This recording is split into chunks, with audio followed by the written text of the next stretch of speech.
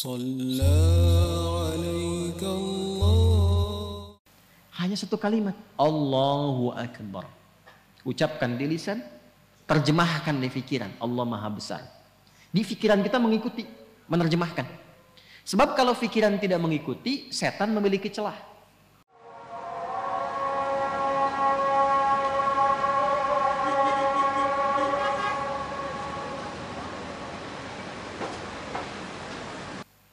Saya kasih rahasia ya.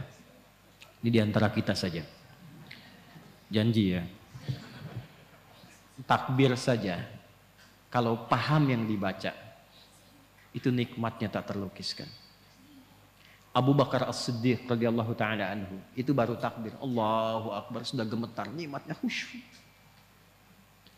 Ali bin Abi Thalib radhiyallahu taala anhu, Sayyidina Ali bin Abi Thalib, itu pernah kena duri yang tipis itu kan, itu sakit ya, nyabutnya sulit tuh. Apa bahasa Rusianya itu kacugak, kacugak. Itu kena duri tajam, sakit dan sulit dicabut. Jadi begitu mau dicabut terasa.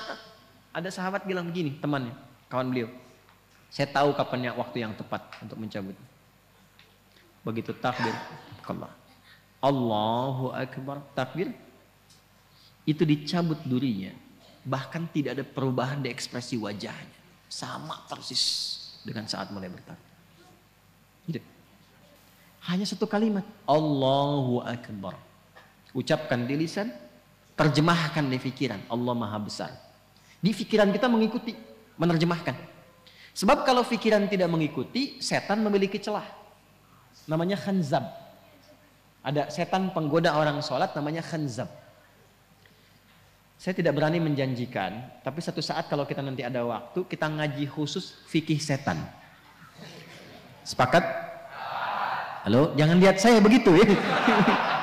Nanti ada 9 jenis setan yang harus kita waspadai. Dari mulai setan wudhu, setan rumah, setan kantor, terus setan pasar. Ada bu, setan pasar. Sekarang sudah mulai keren, jadi ke mall. Gitu. Itu yang bikin ibu kalau ke mall itu pulang ke rumah masih ingat tas yang ibu lihat itu. Nah itu artinya pengaruh setan melekat sampai ke rumah. Gitu. Ibu belanja tuh, padahal beli makanan aja, tapi pulang ke rumah mau tidur, Pah tadi ada yang bagus deh Pah, tas di sana itu gitu. Nah itu ikut tuh. Udah lama, tas kan masih banyak tuh, yang penting fungsinya bisa jadi ibadah. Oh iya ya Pah, ya Allah itu kan dihisab. Tapi yang tadi juga bagus kok Pah itu. Itu ke bawah. Itu setan pasar. Ya. Nah ini setan orang menggoda orang sholat. Kata Nabi langsung dalam hadisnya, ketika kita mulai bertakbir, idza kabbara aw bima ma'na wa kama qala Rasulullah sallallahu alaihi wasallam, fayaqulu syaitanu, maka setan mulai beraksi. Ya. Dia berkata, uzkur kada, ingat ini, ingat itu. Ini kalimat ini sering saya sampaikan. Tadi kan sebelum Isya ya, waktu sebelum takbir kan kita fokus saja kan. Istau, khusyuk, sudah tahu. Khusyuk, fokus. Nggak ada ingat apa-apa. Tapi begitu takbir, Allahu Akbar, langsung muncul semua di kepala tuh. Ini hujan berhenti apa enggak? Ini pulang bagaimana? Ya kan? Dan sebagainya. Muncul, betul kan begitu kan? Muncul kan? Betul. Nah, berarti hadisnya benar. Dan Nabi nggak mungkin salah karena ada petunjuk wahyu. Hatta la yash'ura lil musalli kam raka'atan yusalli. Sampai ada orang sholat itu tidak menyadari berapa rakaat sebetulnya dia sedang menunaikan sholat. Pasti terjadi. Nanti subuh kejadian nih besok nih. Jadi begitu Anda takbir dari mulai tahajud, kalau yang tahajud nih, nanti kata-kata saya ini akan muncul lagi tuh. Allahu Akbar, ingat nih, setan akan menggoda ini. Itu setan. Itu setan. Walaupun dia datang untuk mengingatkan, tapi tetap dia setan. Dia setan. Cara mengatasinya bagaimana? Nah, jadi mengetahui, memahami bacaan sholat itu menjadi penting untuk menepis itu. Jadi begitu bertakbir Allahu Akbar, pikiran menerjemahkan Allah Maha Besar, hati meresapi langsung. Ya Allah, aku berikrar Engkau yang Maha Besar. Tapi sebelum sholat bahkan aku membawa kebesaran dalam kehidupan. Sombong kepada kawan, merasa yang paling hebat dengan pasangan, yang tinggi dibandingkan dengan kawan, merasa yang paling agung, tinggi kedudukan dan sebagainya. Dibawa, bagaimana kalau Engkau wafatkan aku sekarang dan aku merasa dalam kebesaran itu, tobat ya Allah. Aku mohon ampun. Ini yang membuat Abu Bakar As-Siddiq radhiyallahu taala anhu, sahabat terbaik, imannya tinggi, dekat dengan Nabi, hidupnya membersamai Nabi, hijrah jadi pendamping Nabi, di kuburan menjadi teman Nabi, di akhirat membersamai Rasulullah. Itu takbir Allahu Akbar sampai menangis mengingat itu. Maka dalam kesadaran itulah kita mengucapkan Allahumma ba'id baini wa baina khataaya kama ba'adta bainal masyriqi wal maghrib. Khataaya, ya kecil di belakang itu ya pengakuan. Ya Allah, saya mengakui saya ini banyak salahnya. Hamba ini banyak maksiatnya ya Allah. Sedangkan hamba masih mengaku hambamu.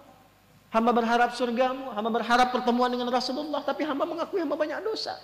Maka Anda katakan kalau memang dalam sholat ini hamba pun masih membawa banyak dosa ya Allah, dengan ampunanmu yang tanpa batas, mohon ampuni dosa hamba dan jauhkan dari hamba sejauh-jauhnya seperti engkau jauhkan timur dan barat yang tidak pernah bertemu. Hamba malu bertemu denganmu ya Allah dalam keburukan. Itu maksudnya. Maka kita katakan juga di doa yang lain ada 12 jenis doa iftitah. Ini atau wajjahtu. Wajjahtu wajhiya lilladzi fataras samawati wal arda hanifan musliman wa ma ana minal musyrikin. Inna salati wa nusuki wa mahyaya wa mamati lillahi rabbil la syarika lahu bidzalika umirtu wa ana minal. Makanya doa itu seringkali disandingkan dengan pembuka juga iftitah. Allahu akbar kabira walhamdulillahi subhanallahi bukratan asila. Baru masuk ke wajah tuhnya. Itu untuk menguatkan kepada jiwa. Ya Allah, aku merendah, aku pasrah. Hamba yang banyak salah. Aku hadapkan dirimu sepenuhnya, pasrah, sepasrah-pasrahnya pada penguasa langit dan bumi. Saya sholat, saya beribadah, bahkan hamba hidup, bahkan engkau wafatkan hamba sekarang dalam sholat. Hamba pasrah ya Allah. Yang penting engkau akui hamba sebagai seorang muslim. Hamba berjanji, kalaupun setelah sholat ini diberikan kesempatan hidup, maka hamba akan jadi muslim yang patuh dan baik setelah ini. Wa ana minal muslimin. Buktinya apa? Setelah sholat dibawa nggak kalimat itu? Nggak terbawa karena belum memahami.